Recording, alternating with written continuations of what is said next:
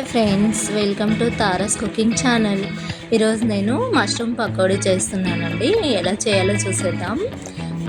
Mushroom pakodi ఇలా చేసుకున్నారంటే మళ్ళీ మళ్ళీ చేసుకొని తినాలనిపిస్తుంది, ఆ విధంగా ఉంటుంది.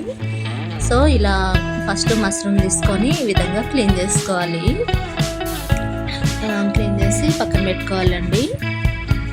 బాగా ఇట్లా స్కిన్ రిమూవ్ చేసి బ్లాక్ తీసేసుకొని ఈ విధంగా నీట్గా క్లీన్ చేసుకొని పక్కన పెట్టుకొని వేరే బాండీ తీసుకొని ఒక 4 టేబుల్ స్పూన్స్ వరకు కార్న్ఫ్లోర్ తీసుకోవాలి. 2 టేబుల్ స్పూన్ శనగపిండి, 1 టేబుల్ స్పూన్ రైస్ ఫ్లోర్ తీసుకోవాలండి.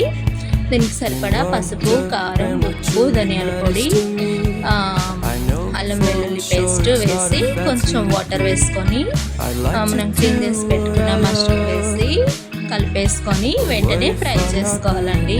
మరి ఎక్కువసేపు మ్యారినేట్ చేస్తే వాటరీగా అయిపోతుంది కాబట్టి వెంటనే మనం ఫ్రై చేసుకోవాలి. ఫ్రై చేసి పెట్టుకున్న తర్వాత పచ్చిమిర్చి, కరివేపాకు వేసి ఫ్రై చేసుకోవాలి. బాగా ఫ్రై చేసుకోవాలంటే కరకరలాడేలాగా తినడానికి బాగుంటాయి. ఈ విధంగా అయినా తినేయచ్చు, టేస్ట్ బాగుంటుంది.